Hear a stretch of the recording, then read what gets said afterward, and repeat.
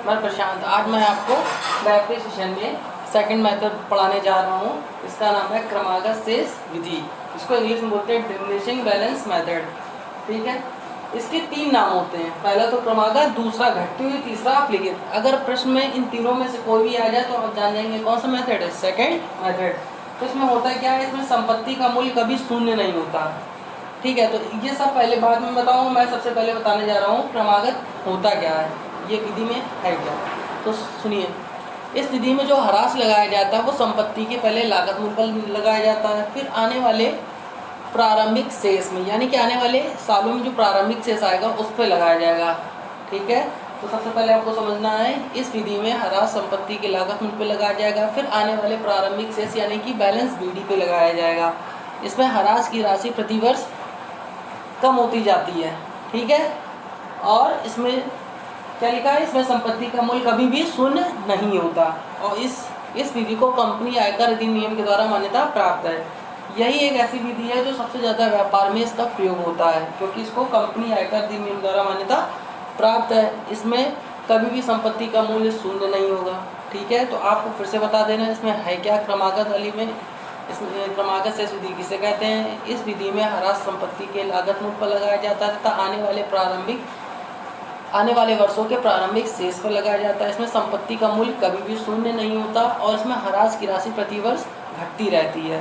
ठीक है, और इस विधि को कंपनी आयकर अधिनियम के द्वारा मान्यता प्राप्त है। तो चलिए, आज मैं आरसी अग्रवाल का सेकंड मेथड पढ़ाने जा रहा हूँ, आरसी अग्रवाल बुक का। ठीक है, क्रमागत शेष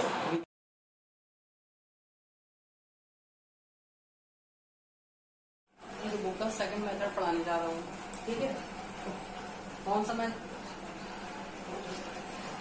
तो बच्चों, मैं आरसी अग्रवाल बुक का डेफिनेशन का 5वां सवाल बताने जा रहा हूँ, क्रमागत शेष विधि। तो सबसे पहले क्वेश्चन में क्या लिखा है वो पढ़ते हैं। बोला गया 1 जनवरी 2016 को एक मशीन खरीदी गई जिसका लागत मूल्य 8,000 रुपए है, और इसमें ह्रास क्रमागत शेष विधि के अनुसार 10% वार्षिक दर से ह्रास लगाना है और 3 वर्ष का मशीन खाता बनाइए। तो सबसे पहले हमें देखना होगा कौन सा मेथड है। बोला गया क्रमागत शेष विधि। ठीक है, क्रमागत ह्रास विधि या शेष विधि दोनों एक ही बात है। और इसमें वार्षिक दर कितनी दे रखी है, 10%। ठीक, संपत्ति कितने में क्रय की गई है, मशीनरी यानी कि 8,000 रुपए में। तो सबसे पहले लोग मशीनरी अकाउंट बनाते हैं, लिखते हैं मशीनरी अकाउंट। ठीक है, सबसे पहले क्या लिखेंगे, मशीनरी अकाउंट। इसके बाद हम लोग बनाएंगे डेट,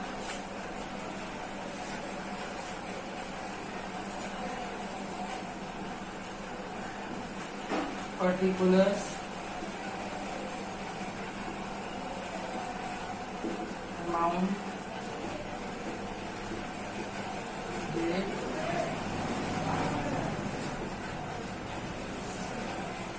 पर्टिकुलर्स,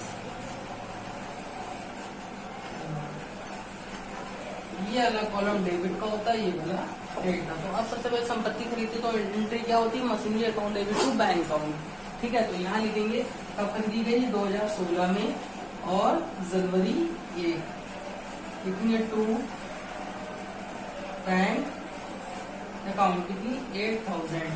ठीक है, तो खाते 1 जनवरी खुले हैं तो बंद कब हुए हैं, 31 दिसंबर, क्योंकि जो ह्रास लगाया जाता है वो वर्ष के अंत में लगाया जाता है। खुले जनवरी में से बंद कब हो रहे, 31 दिसंबर को। वैल्यू कितनी, 8,000। तो ह्रास कैसे निकालेंगे, लेकिन 8,000 गुणे 10/100। ठीक है, वैल्यू कितनी आ जाएगी, 800। ये 800 आ गई, तो लिखेंगे बाई डेट अकाउंट 800।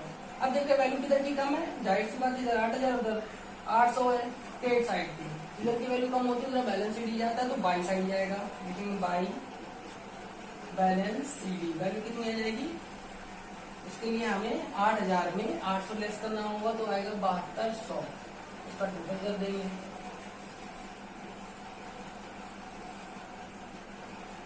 ये हमारे इस साल का हो गया कंप्लीट। 3 साल की बोला गया, पहला साल कंप्लीट हो गया, दूसरे साल चलते हैं। लेकिन 2017 जनवरी 1 टू बैलेंस सीरीज में मीडियम चेंज हो गया, वैल्यू आ गई 7200। ठीक है, अब इसमें भी डेट चार्ज करते हैं। फिर 2017 दिसंबर 31 बाई डेट अकाउंट हूँ। देखिए अब की बार ये वैल्यू नहीं लिखनी 800 यहाँ पे नहीं लिखनी, क्योंकि ये मेथड है सेकंड। तो हमने अभी आपको बताया था कि सबसे पहले इसमें संपत्ति की लागत उनको निकालते हैं, यानी कि 8000 में निकाला कितना 800 आ गया।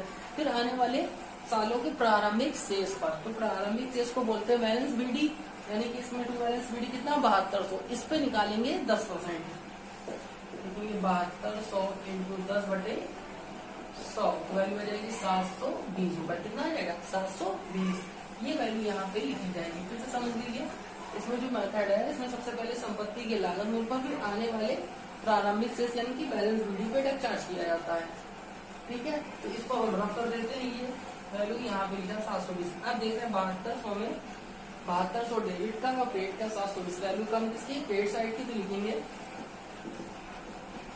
By balance CD. अब आपको 7200 में 720 लेस करना है, तो आप ऐसे लिखेंगे 7200 माइनस 720, तो अब 11 में 6480 और इसका टोटल मार देंगे 7200।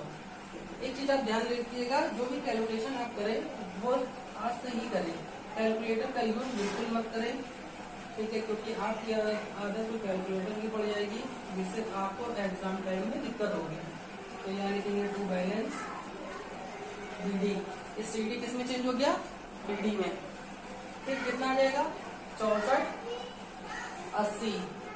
ठीक है, फिर 2018 दिसंबर 31 बाई डेट अकाउंट, इसमें भी यही होगा कि बैलेंस बीडी पर लगेगा 10%। बैलेंस बीडी कितना 6480, 6480 का 10/, चलिए 6480 इसका 10/100 निकाल लेंगे तो आ जाएगा 648, यहाँ लिख देंगे 648। ठीक है, अब इस वैल्यू को इससे लेस करना है, तो आप रफ में क्या करेंगे 6480 माइनस 648। ठीक है, इसमें 3 कितना बचा इधर 14 में 6 गए 8 5। ठीक है, तो 5832 ये हमारा बाई बैलेंस सीडी हो गया, यही हमारा आंसर हो गया 5832। ये टोटल कर देंगे 6480, लिखेंगे 6480। एक बार फिर से समझ ले, सबसे पहले इसमें मशीन खरीदी गई 8000 की, तो लिखेंगे टू बैंक अकाउंट 8000 रुपए। 8000 पर 10% डेट चार्ज करेंगे तो वैल्यू आ जाएगी 800।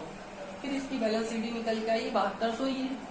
नेक्स्ट ईयर जब जाएगा तो बीडी में चेंज हो जाता है सीडी, तो सीडी यहाँ इसमें बीडी में चेंज हो जाता है, तो 7200 लिखेंगे। 7200 में अब जो डेप्ट लगाया जाएगा वो इस वैल्यू पे लगाया जाएगा, ना कि इस वैल्यू पे, क्योंकि ये सेकंड मेथड है। तो सबसे पहले प्रारंभिक मशीन की लागत मूल्य पर फिर आने वाले प्रारंभिक शेष पर, तो 7200 का फिर 10% 720, फिर 7200 में 720 लेस हुआ तो कितना है 6480। ये थर्ड ईयर पहुंच गया, थर्ड ईयर में लिखेंगे 6480 टू बैलेंस बीडी, इसका फिर 10% चार्ज करेंगे तो 648। ठीक है, फिर इसको लेस कर दें तो बैलेंस सीडी 5832 आ जाएगा। तो आप ध्यान रखिए कि क्रमागत शेष विधि में क्या क्या होता है। इसमें मशीन की लागत मूल्य पर सबसे पहले ह्रास लगाया जाता है, फिर आने वाले प्रारंभिक शेष पर। इसमें ह्रास की राशि प्रतिवर्ष घटती रहती है, जैसे देखिए पहले 800, फिर 720, फिर 648। इसमें कभी भी संपत्ति का मूल्य शून्य नहीं होता है।